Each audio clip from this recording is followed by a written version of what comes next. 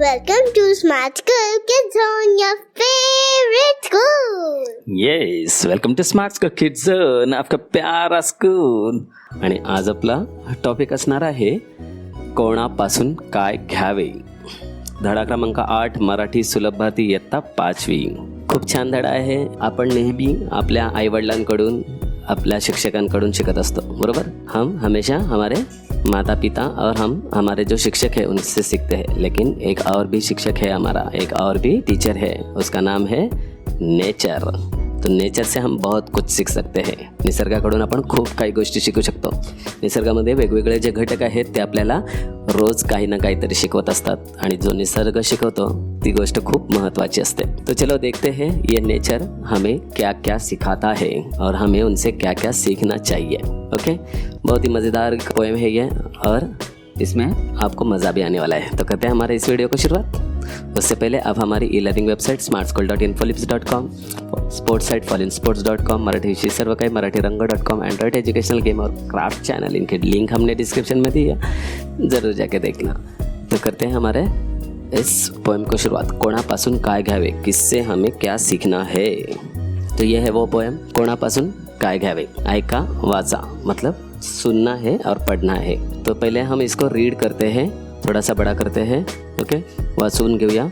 सूर्यापासून रंग घेऊया, चंद्रापासून शांती, चमचमणाऱ्या ताऱ्यापासून दिव्य घेऊया कांती, फुलापासून गंध घेऊया, कोकिळाकडून गाणे, झुळझुळणाऱ्या झऱ्यापासून घेऊ नवे तराणे, झाडापासून घेऊ सावली, मातीपासून जगणे, गडगडणाऱ्या ढगापासून घेऊ जीवन गाणे, प्रभातकाळी एक शिकूया, जगवित जीव जगूया, संध्या समी एक होऊनी सारे मित्र हसूया. नीलम माणगावे यांनी लिहिलेली ही छोटीशी बालकविता आहे, खास तुम्हा लहान मुलांसाठी. खूप काही अर्थ सामावलेला आहे. तो चलो इसका अर्थ भी समझते हैं. ठीक है, सूर्यापासून रंग घेऊया मतलब ये जो सूरज है, तो इससे हमें क्या लेना है, सीखना है, तो उसका रंग, क्योंकि वो हमेशा तेजस्वी रहता है ना, तो उससे हमें रंग लेना है. और चंद्रापासून शांति, और ये जो चाँद है, तो चाँद अगर आपने कभी आसमान में देखा तो उसका जो प्रकाश रहता है वो कितना शांत रहता है ना, तो उससे हमें शांति लेनी है. तो हमारे जीवन में हमें शांति भी चाहिए. चमचमणाऱ्या ताऱ्यापासून, तारे मतलब ये स्टार्स, इसको हिंदी में भी हम तारे कहते हैं. तो उन चमकने वाले इन तारों से हमें क्या लेना है, दिव्य घेऊया कांति. कांति मतलब एक्चुअली हमारी त्वचा रहती है, लेकिन यहाँ पे इस कविता में हम कांति मतलब तेज करके लेंगे, तारों का तेज. तो जिस तरह से तारों का प्रकाश रहता है, तारे हमारे अर्थ से, हमारे पृथ्वी से बहुत दूर रहते हैं, लेकिन फिर भी उनकी जो चमक इतनी होती है कि वो हम तक पहुंचती है. तो उसी प्रकार हमें भी उन तारों से अपनी चमक लेनी है और खुद को तेजस्वी बनाना है. फुलांपासून गंध घेऊया मतलब फूलों से हमें गंध लेनी है, उसका जो सुगंध रहता है वो हमें लेनी है, ताकि हम दूसरों को भी सुगंधित कर सके. कोकिलाकडून गाने, और कोकिला जो रहती है, बर्ड मालूम है ना, कोकिला जो कोयल बोलते हैं हिंदी में, तो कोयल से हमें गाना सीखना है, क्योंकि उसकी आवाज़ बहुत सुरीली होती है ना. झुळझुळणाऱ्या झऱ्यापासून, झुळझुळणारा झरा मतलब ये जो गिरने वाला झरना है, तो इसका झरने का आवाज़, जो पानी गिरने का आवाज़ रहता है, उसको क्या कहते हैं, झुळझुळ. तो इस झरे से हमें क्या लेना है, घेऊ नवे तराने. तो उससे हमें तराने सीखने हैं, नए नए स्वर सीखने हैं, तो नए नए लय सीखने हैं. ठीक है. झाड़ापासून घेऊ सावली, तो ये पेड़ जो है वो हमें छाँव देता है, तो उनसे हमें सावली लेनी है. तो हम नेचर में जितने भी चीज़ें, उनसे हम कुछ ना कुछ सीख सकते हैं. तो ये पेड़ हमें बहुत कुछ देता है, तो उनसे हमें छाँव लेनी है, सावली. मातीपासून घेऊ जगणे, ये जो मिट्टी रहती है वो हमें सिखाती है कि हमें किस तरह से जीवन जीना है, जगणे. गडगडणाऱ्या ढगापासून घेऊ जीवन गाणे, और ये जो गरजने वाले बादल रहते हैं, जिनसे बारिश गिरती है, तो उन बादलों से हमें क्या सीख लेनी है, जीवन गाने. जीवन किस तरह से खुशी से हमें बिताना है वो उनसे सीखना है. प्रभात काळी एक शिकूया. प्रभात काळी मतलब सुबह. तो तो सुबह हम एक अच्छी सीखनी है। क्या है वो? जगवित जीव जगूया। जगवित जीव जगूया मतलब हम खुद भी जिएंगे और दूसरों को भी जीने के लिए मदद करेंगे। तो दूसरे जीने मतलब क्या है? जैसे छोटे छोटे कीड़े मकोड़े रहते हैं, पेड़ पौधे रहते हैं, तो उनको भी उनकी ज़िंदगी जीने का अधिकार है, तो हमें उनको भी जीना देना है। जगवित जीव जगुया। संध्या समयी एक होनी। संध्या मतलब शाम को, तो शाम के समय सब इकट्ठा होके सारे मित्र हंसूया, सब मित्र हंसेंगे। तो ये भी ज़रूरी है हमें, क्योंकि हमें हमारा जीवन अच्छे से जीना है, तो हमें हमारे मित्र भी ज़रूरी है। हमें उनसे जाके मिलना है, उनसे हंसी मजाक करनी है, उनसे हमें बहुत सारे बातें करनी रहती है, तो वो भी करना ज़रूरी है। ओके, तो एक बार इस पोएम को थोड़े से राइमिंग में बोलते हैं।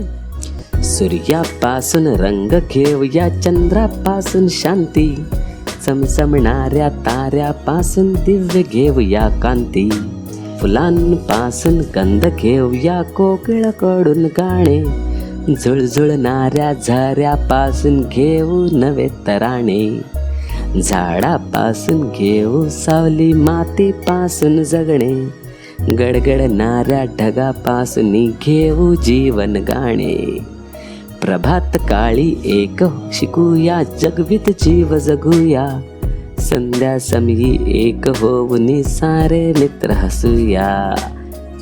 संध्या समयी एक होऊनी सारे मित्र हसूया।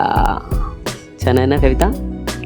परत परत बोला, परत परत वाचा, कविता अजून तुम्हाला चांगली वाटेल। आपण बघूया या कवितेमध्ये नवीन आलेले शब्दार्थ कोणते आहेत, नवीन शब्द कौन से है, नए शब्द कौन से है वो। तो ये है कांति। कांति मतलब असल में कांति का मतलब त्वचा होता है, लेकिन इस कविता में हम उसको तेज मतलब तारों का तेज। प्रभात काळ, प्रभात काळ मतलब पहाट, सूर्योदयाचा काळ मतलब सुबह का वक्त। संध्या समयी, संध्या मतलब संध्याकाळ और समयी मतलब वेळ, तो संध्याकाळ, संध्या मतलब शाम का समय, शाम का वक्त। ओके, अभी स्वाध्याय हमें क्या प्रश्न पूछे हैं देखते हैं। रिकाम्या जागा भरा, तो यहाँ पे डैश घेऊनी सावली। सावली किससे लेते हैं हम? यहाँ पे देखो हमने लिखा है झाडापासून घेऊ सावली, मातीपासून जगणे। तो यहाँ पे हम क्या लिख सकते हैं? झाडापासून, झाड़ा और पासून यहाँ पे लिखा है, तो वही लिखना है आपको। मैं छोटा सा लिखता हूँ, यहाँ पे रहेगा नहीं, पासून, ठीक है।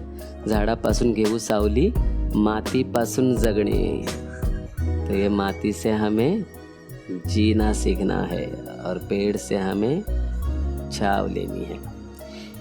डैश एक हो शिकूया, डैश जीव जगूया, तो हमने देखा था वो प्रभात काली एक होया ना, ये देखो प्रभात काली एक शिकूया, जगवित जीव जगूया। तो पहला क्या आएगा? प्रभात काली।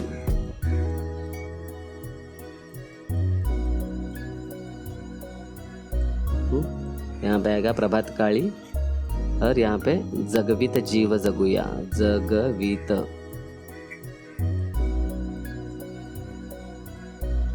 ओके, तो ये शब्द दिए हैं, यहाँ से देख सकते हैं आप। जगवित जीव जगूया। आगे क्या आहे? कवितेतील कोणाकडून काय घेता येईल ते लिहा। आता सूर्य, सूर्याकडून काय घ्यायचं आहे आपल्याला?